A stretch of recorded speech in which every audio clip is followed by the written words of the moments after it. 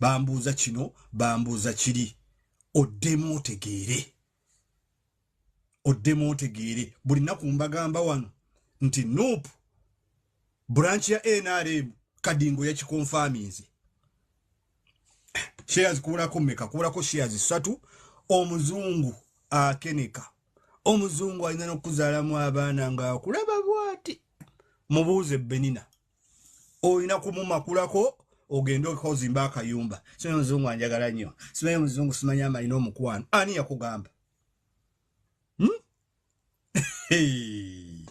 Katulinde shares,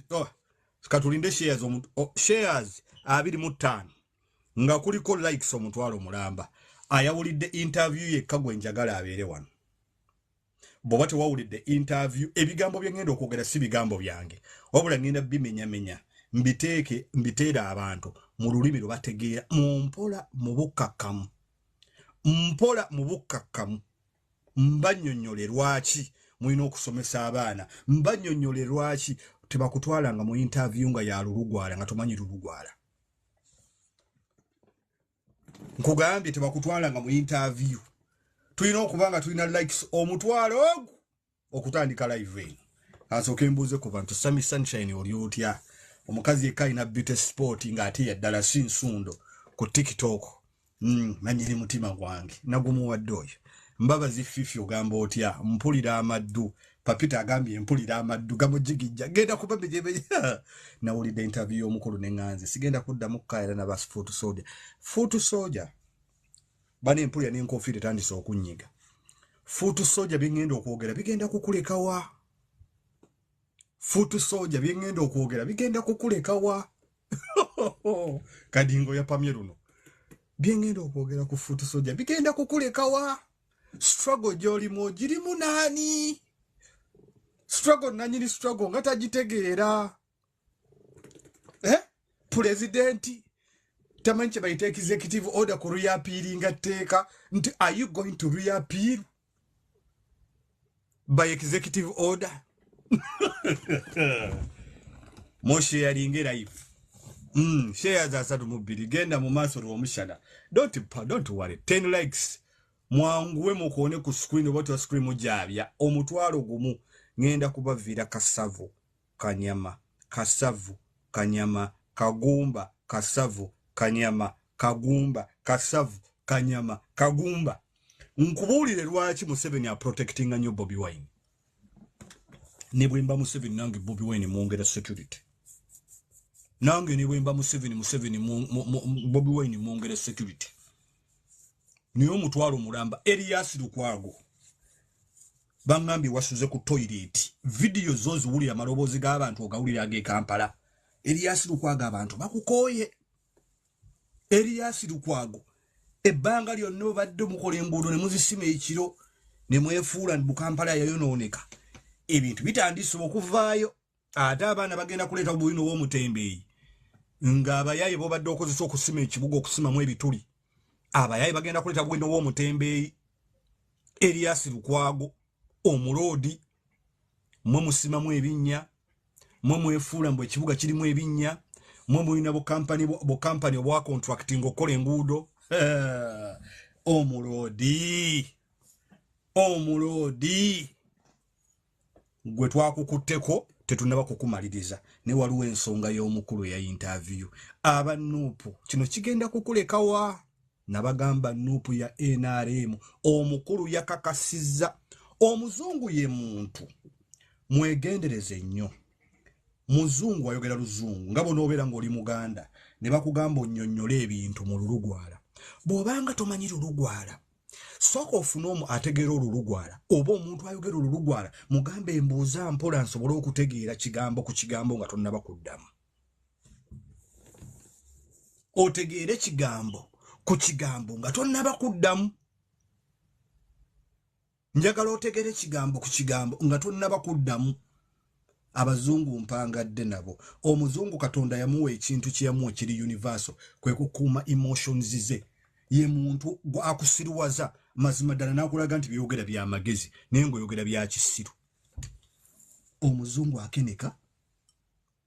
Omuzungu akubuuza ekibuuzo kimu ng'akikubuuziza emirundi 5 ninge ekibuuzo kiri kimu, ogenda Bungereza ogenda kumalayo bbanga ki? Ne Bungereza otegeka kugenda ddi na kuvaayo ddi? Okalaba ekibuuzo kyo kiri kimu, naye ekibuuzo kyo bakibuuziza mu ngeri yaki ya mirundi ebiri. Ogenda Bungereza ogenda kumalayo bbanga ki? Ne Bungereza obadde otegeka kugenda ddi na kuvaayo ddi? It is the same question. N'ekibuuzo bakikola ki? Bakibuuziza owagira oba towagira, oyagala oba toyagala. Lindirira firimu ya Kadingo in London ngenda kugikunnyonnyola. Amawulire kigakedde okukola omukulu e Kampala. Amawulire kigakoze omukulu ngenda kunnyonnyola firimu ya Kadingo in London. Oluzungu ndumanyi si nnyo, naye oluzungu lwe yayogedde lwe bamubuuziza olwo ndutegeera kubanga olwo luli basic. Likes zizo zigenda ziri nnyo. Bwezituukira omutwalo gumu we nga tutandika interview tugenda kugimenya mpola mpola. Naawe yakoma mu P2B ogenda kuva ku live eno ng'otegedde. Gwe naawe yakoma mu P1A oba P1C ojja genda okuva ku live kuno ng'otegedde mu bukkakkamu obusinga okuba obwa wansi ddala. Omubukakkamu bamodoleta mbasaba obusungu leero bube butono. Obusungu bane bamodoleta mbaagala nnyo, obusungu bube butono, munyiiga nnyo, njagala tunnyonnyola abantu obusungu nga butono. Tunnyonnyola abantu omubukakkamu obusinga okuba obwa wansi. We are going to explain to people, we are going to digest that Bobi Kadingo's interview in London. What I mean by Kadingo's Bobi Wine in London, who was seeking to be the president of Uganda. To some people, is the president in their dreams.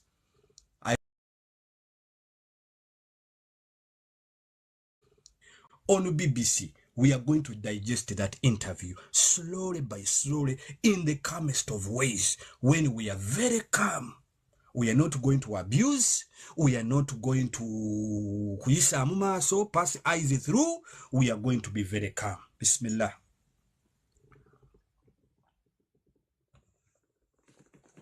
Akati munnange olunaku olw'eggulo nga BBC ekola interview ng'egikola ku mukulu wa NUP kubayita Kyagulanyi Ssentamu mbu yazze ku promotinga firimu ye e Bungereza nti era ze zimu ku nsonga ezaamuweeseza clearance okuddamu okuyingira Bungereza. Kati nga bamuteeka munnange ku interview tunnyonnyola mpola, ngenda bannyonnyola mpola. Bino ebigambo tebyabadde byange, bigambo bya mukulu. Kati munnange omukulu nga bamubuuza ekibuuzo ekyasoose tekyaviirako ku kiki ekyakuviirako okuba nti baakugaana okuyingira mu nsi eno ate era lwaki wazzemu n'ogiyingira. N'agamba abadde product muye ng'omuntu, bantu bangi nnyo bamuwadde second chance nnyingi nnyo, yakola ebintu bingi nnyo ng'akyali mwana muto, era ku ebyo ebintu ebimu bye yakola abyejjusa bye yakola. Yayimba oluyimba ku basiyazi n'agamba era teyeeguya basiyazi, alina ssente ze, enzita gyeguya nga buuzi Bungereza ze promoting abasiyaga tazeeguya. Yayimba mu lyrics ze. Jukira Munti Kadingo bamubaninga emyaka 10 emabega tannatandika kuvuganya mu 7. Agamba emyaka 10 yali muto nga byakola kubanga leero lunaku lwaleero omukulu alina emyaka 42 41 tegiri confirmed naye katugambe nti alina emyaka 41 mukulu Kadingo. Nti emyaka 10 mabega nga alina emyaka 31 ebintu bye yali akola byali tabitegeeza era byayimbanga mu nnyimba ebisinga abyejjusa okuba nti yabikola. Annyonnyola saagadde basomera luzungu kubanga basinga oluzungu si lulimi lwaffe ate n'abadde bamubuuza olulimi lwabwe lulala nnyo oyinza okuba tabategeera naye nze embeera nabo kankunnyonnyole. Ng'agamba ebimu byayimbirwa mu nnyimba ezo ebisinga byayimbirwa yali muto nnyo nga tasobola kukola ki era abyejjusa nti yejjusa okuba nti yafulumya oluyimbo oluli ku basiyazi nga lwogera ebyabasiyazi naye kakati ku ssaawa zino yakyenjinze view ye kitegeeza nti bye lyayimba tabikkiririzaamu kati akkiriza bulala akkiriza nti kwegamba basically kyategeeza mu ekyo nti akkiriza nti kakati ayina view ndala ku ekyo ekintu kye yayimbako. Bobi Wine, I am stating him, I am quoting him mu that interview.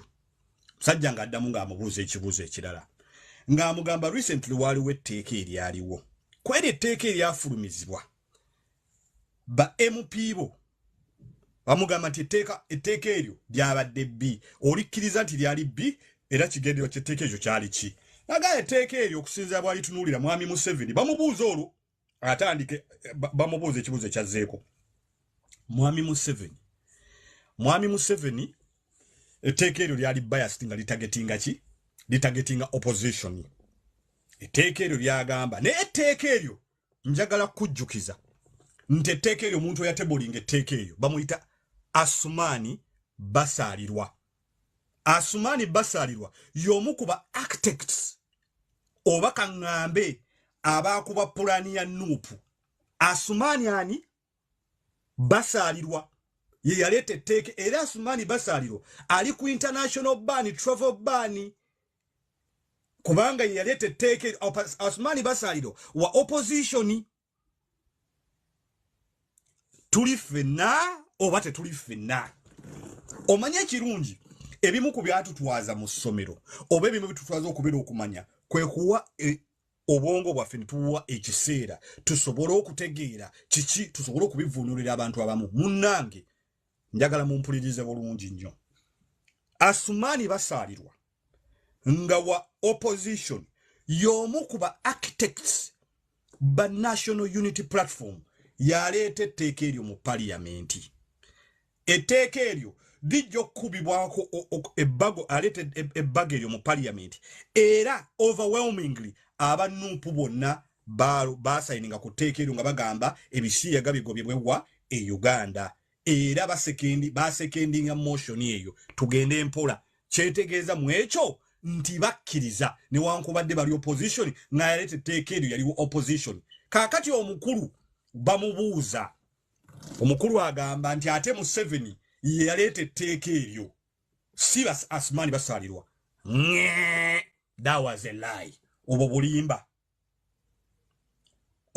Bobi Wine bulimba Asumani Basalirwa y'omu ku bantu abanoonya akalulu akaba president era Asumani Basalirwa y'omu ku be wayamba okudda mu parliament waliyo by election before the 2021 election waline Asumani Basalirwa era obadde naye all along era y'omu ku basemateeka abasinga okuwolereza Bobi Wine ku basemateeka baani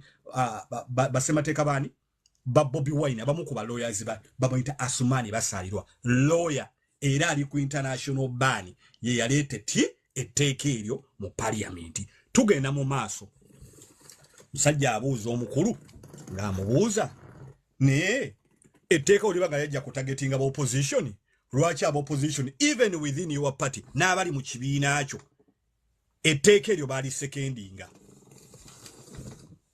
lwaki abali mu kibiina kyo kye bayita National Unity Platform lwaki etteeka eryo nalyo baali wagira omukulu ng'addamu ng'agamba jjukira bonna tewali muntu ya abstaininga tewali muntu atajja kuba kweri etteeka nga liyita kulonda mu parliament kwenkuzeyo koli argument yekugamba buli kanaku nti Nuupu ekolera NRM era omukulu akikonfaminga mu interview ki yemo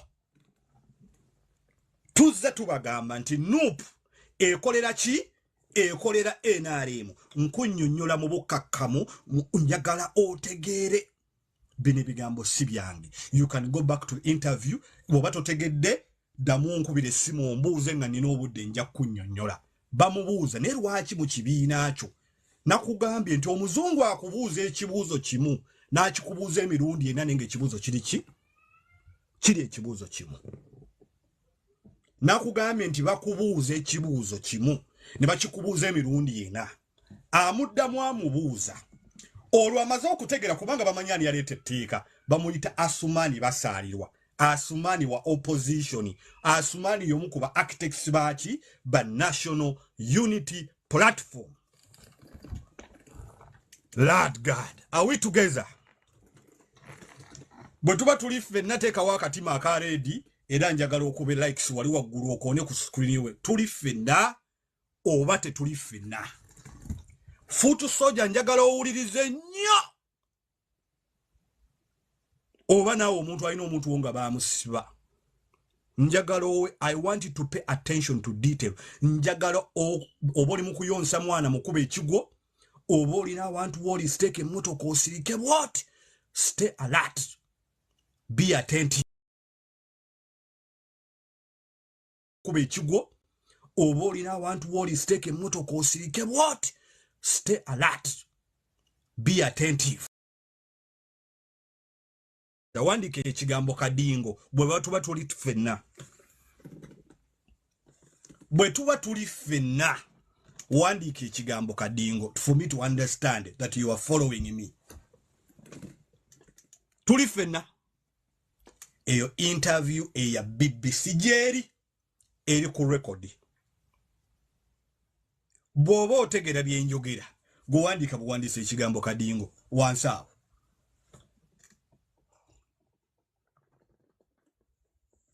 Tugenda mu maaso. Omukulu interview egenda mu maaso.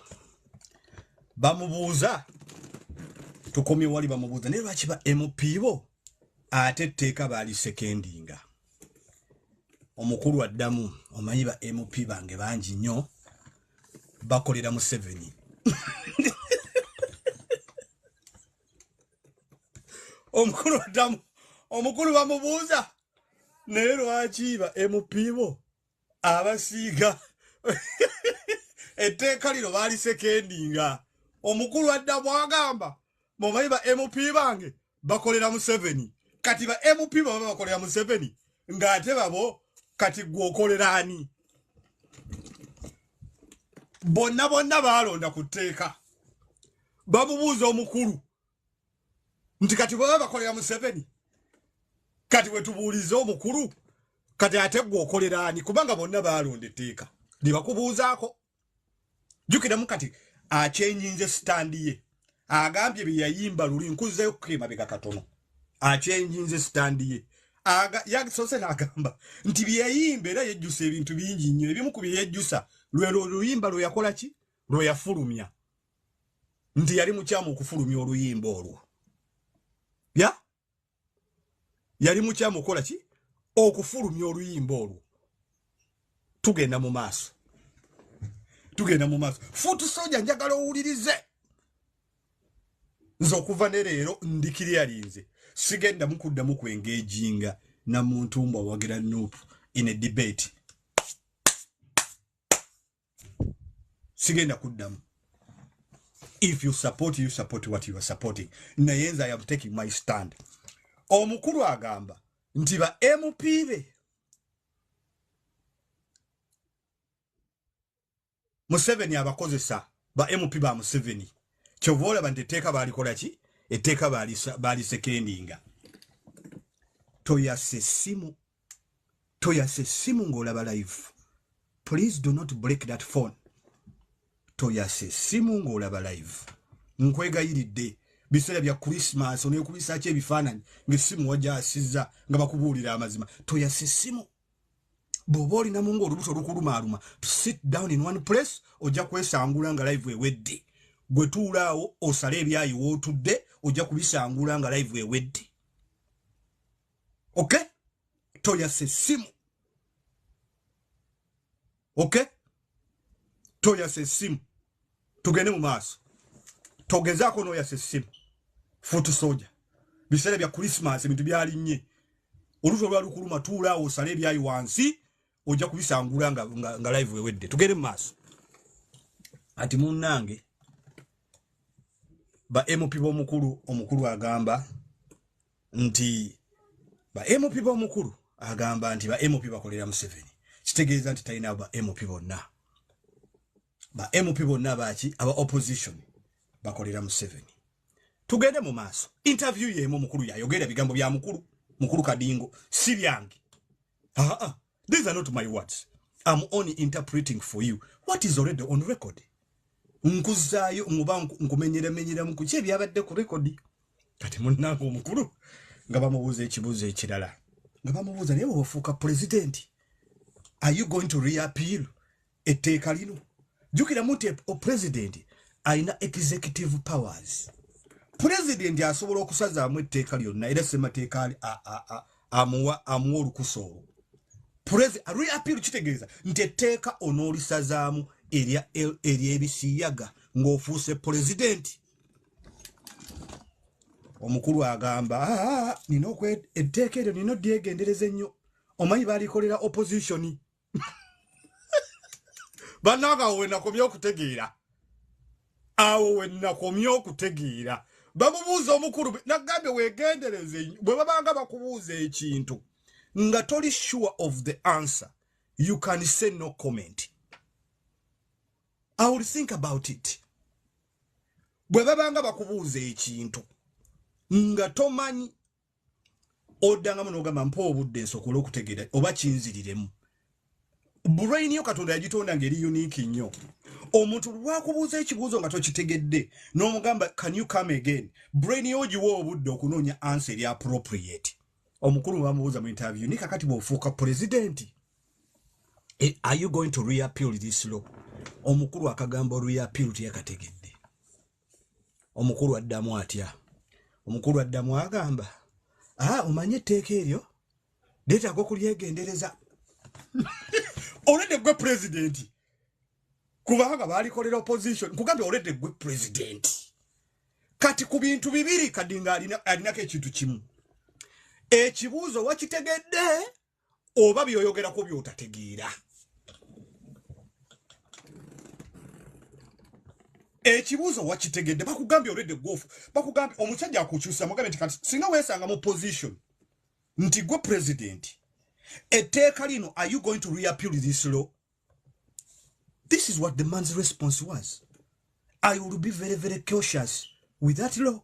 Cautious tegeeza. Nja kuba mwegendereza eri etteeka eryo. Nti era etteeka eryo. Etteeka eryo. Baalikolera opposition. Kati kitegeeza nti ajja kuba mwegendereza. Ne opposition agirekera etteeka eryo.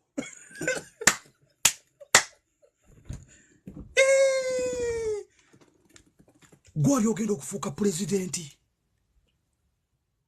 Gwali ogenda okufuuka pulezidenti abali gwe bakubirako akalulu. Tewali ssomero lye basomesamu omuntu kubeera pulezidenti ate tewali ssomero lye bagulamu magezi. You either magezi ogalina oba togalina. Either omanyi kyokola oba tokimanyi. Tewali dduuka lye batundamu experience yakulembera ggwanga. Either omanyi byoyogerako or you don't know what you are talking about. Kati either you didn't understand the question or you did it or you don't know what you are talking about.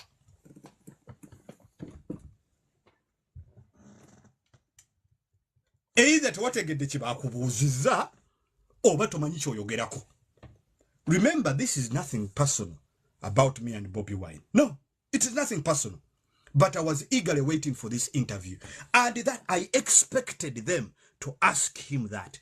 For him to make a stand. Nkuzaayo kati Bobi Wine bw'omugattagatta. At the beginning of the interview, agamba he regrets coming out with a song, which means he has since then changed his position. But the question is, you change your position from where? From yes to no. Wakyusa position yo from yes to no. That is the question. At the beginning of this interview, the preamble was, he regrets so many things that he has done. Like so many of us, we have done so many mistakes. We are humans.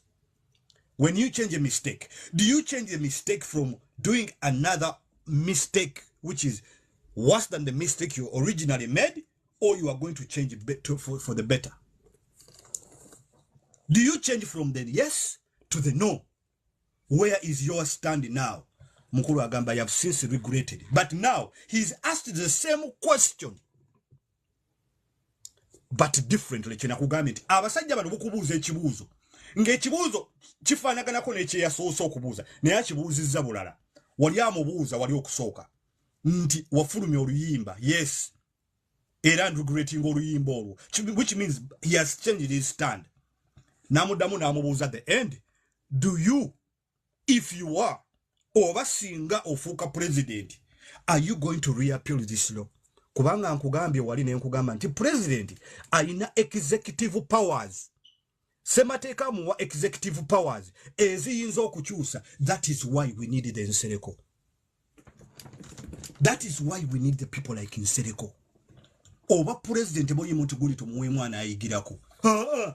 Gotoyinza kuddira family yo n'ogituuza mu mmotoka. Eyo omuntu olunaku lwaliro nga tamanyi na kulinnya ku muliro. N'ogamba tuvuge moto.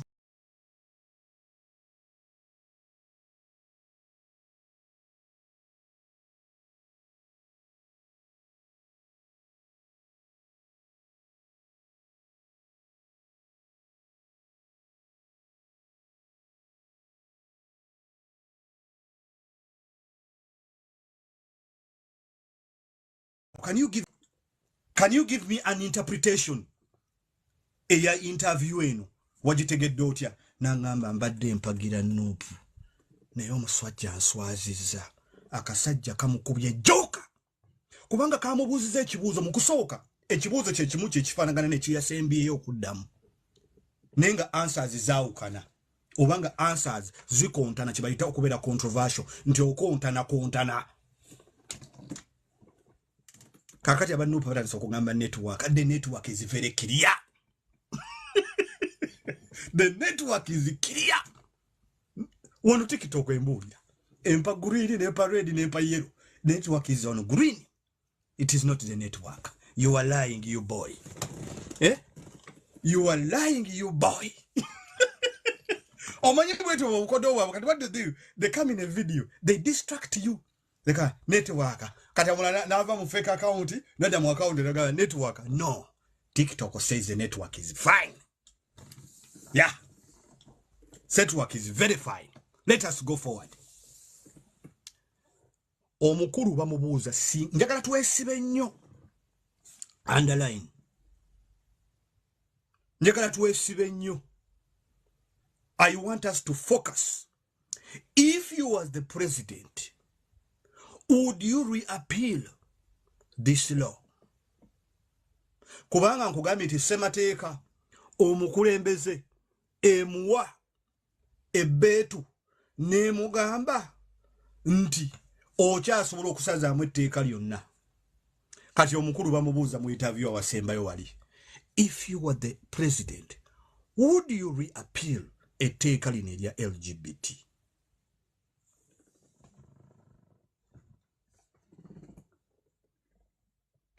Bobi Wine says, I will be very cautious with this law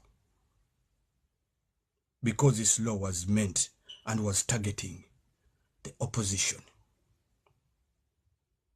And the question is to you, Bobi Wine. If it was targeting the opposition, why was it tabled by the opposition in the first place? Which means that your arguments are very bogus. You have no idea what you are talking about.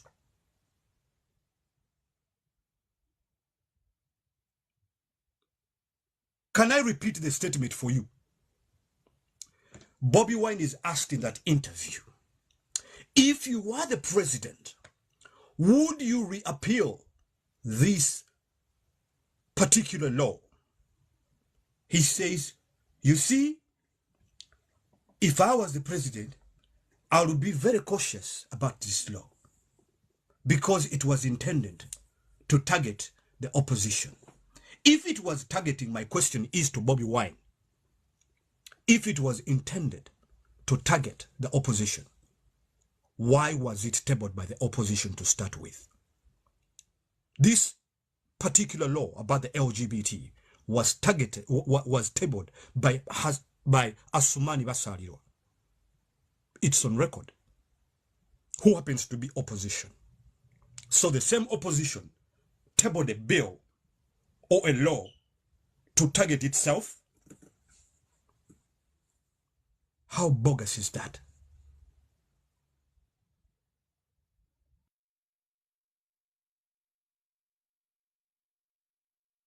How bogus is that? So the same opposition tabled a bill to target opposition.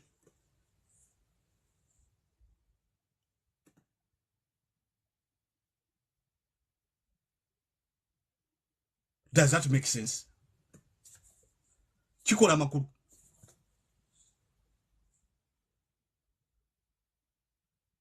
Chikola makuru. nti gwe bakoledde etteeka bakoledde etteeka erikwata gwe gomanyi gwe bagenda okukwata ate nga gwe omu yakola etteeka erikwata.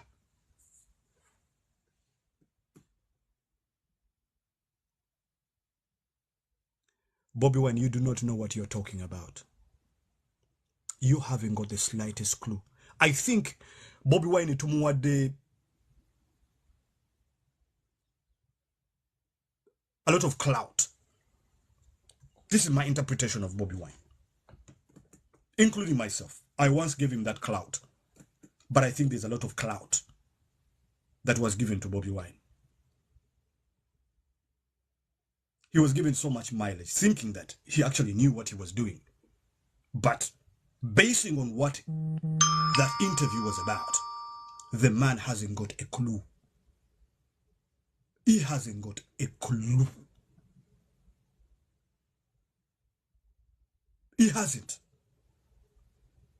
Chenakugambye bw'oba totegeera kintu, the best thing for you to do is to shut up about what you've been asked, to engage yourself in a conversation about that particular thing. Bw'obanga totegedde,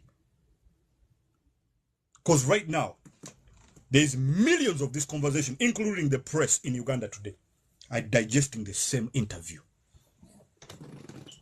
They're watering down all these lies. Because what you have done now, you have destroyed the whole entire opposition. In just that same interview, opposition has lost credibility. Being that you're heading the biggest opposition in Uganda, you're the biggest opposition leader, you have entirely destroyed the whole opposition in just that one. Opposition in that one interview. Gone. Wow.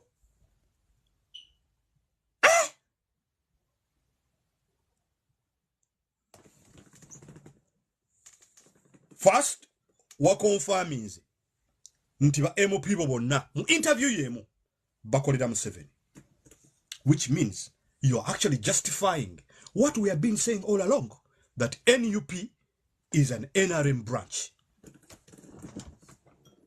Let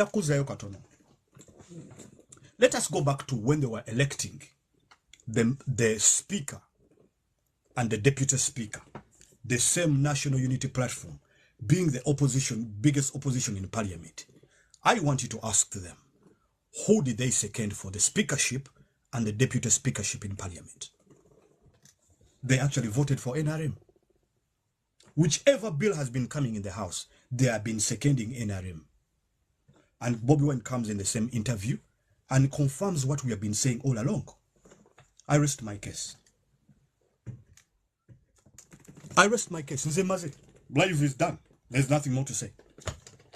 Unless people want to say something. I rest my case.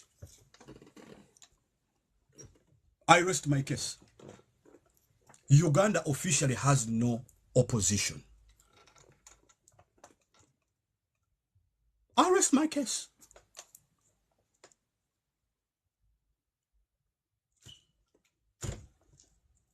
Awo wetuli.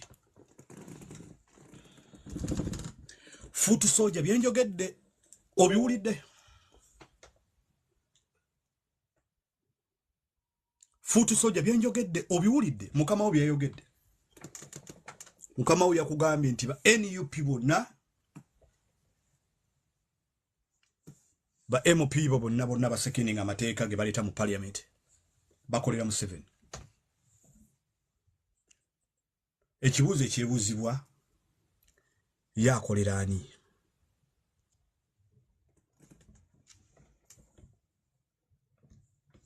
Mufutu soja esimu yajasiza. Mbule amaloboozi g'abantu. Manyi tubeera mu democracy. Abantu olina okubawa ebbeetu okubaako bye batiisa respectively. Tuyimbule. There we go.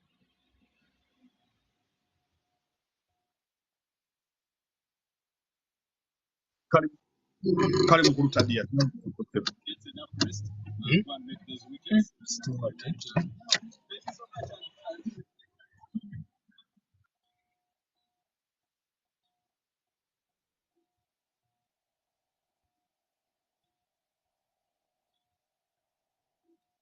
Mukuru live ekulemye bino bituteeseza bye twagala okwogerako. Mukuru genda mu maaso. Mr. Lion Avumyani oyo agamba ovumyani agenda mu maaso n'omuteeka kati guleeta ebirowoozo byo tugende mu maaso mukuru bali baveeko. njagala kusooka kutumirako abagibaddeko live Etaata nze Bobi Wine ebigambo bye yayogedde nze nga nze mbadde nyina ekiteeso kyange bwekiti bamemba ba NUP bonna abali mu palamenti bandivuddeyo ne bakyuka mu lwatu ne bavaayo ne bamwewakana ne bamuvaako ne bakyukira ddala nga si byakuboogerako naye ne bakiraga bulazi kubanga tolina bw'osobola kwegaana omukazi wo oba abaana bo b'olina eka tujja zimbayo abalala naye ng'ekituufu kyo bye yabadde ayogera tebyabadde na puroguramu yandiwandiise ekkapapula kubanga buli lwalaba abantu abawandiise ekkapapula gambe ebyokwogera baba tebali nabyo yandisoose kufuna omuwandiisi n'amuwandiikira kapapula oba bwe bamubuuza n'asooka kukuba essimu nti babuuziza ki era interview eyansanyusiza eyamuwadde interview eyenkanana naye kiro si gwe batenda okwogera omuntu omwa NUP atugambe bulijjo abeera ayogera biki naye ffe ewaffe waggule bajje badde ewaabwe awatuufu nze ebadde enteeseganya yange webale nnyo mukulu Lion. Blessed Farm ogamba otya mu ddakiika emu? Blessed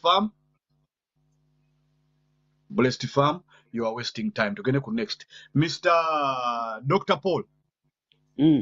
Yes, muganda wange webale kuweereza. Naye abantu ababeera ku Kyagulanyi okumpi simanyi oba ebintu ebyo babiraba. Tosobola kujjanga otegesa obusiyazi bwo buli mu kukubiranga n'oba ng'ogenda kusuubirwamu ekyamagezi. Mu butuufu speeches ze zaakola zonna amazima ga Katonda mu ggulu zimulaga bulazi kikyali. Era by the way kansembyo ne kano kino kyosembyeyo ng'obuuza ng'ogamba nti gwe foot soldier kikulekawa. Kati ndowooza mutegedde bulijjo babadde nga babagamba wano nga muvuma buvumi bannammwe. Kati gwe foot soldier sigala ng'okyawemula abantu ng'okyavuma abantu naye mukama wammwe y'oyo ate teriiyo mulala y'oyo omanyi ekisennyanja kivunda mutwe kati gwe omutwe gwammwe gwe gubasuubiza batwala mu nsi ensuubize webale nnyo webale ddala. Thank you Dr. Paul. Njagala nnyo abantu abali brief omusajja yasoma ono. Brief on point. Focus Media.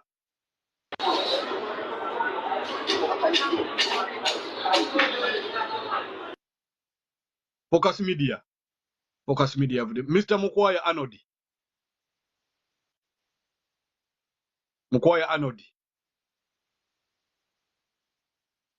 Anodi Mukwaya. Ko wapi?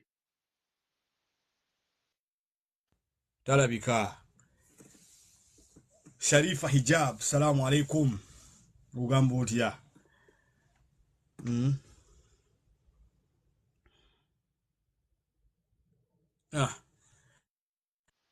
Adimi barakatu salamu na baterega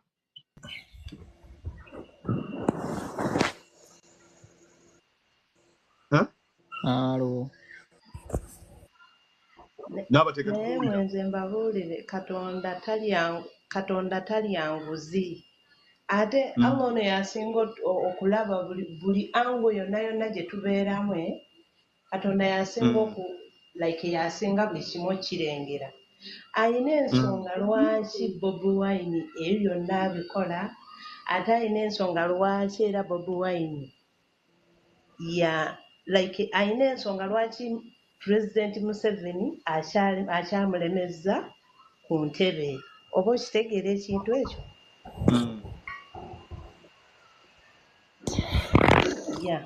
ate Bobi Wine ate simawulira ffe tubadde tuludde nga tumulaba nga era abantu babyogera lwakuba nti abantu tebakkiriza bukkiriza. Okay. Kale mukwano balentesaayo. Balentesaayo. Tugende wa Anodi Mukwaya. Mukulu Anodi Mukwaya. Mukulu Anodi Mukwaya amelala. Tugende wa Mukulu Swive.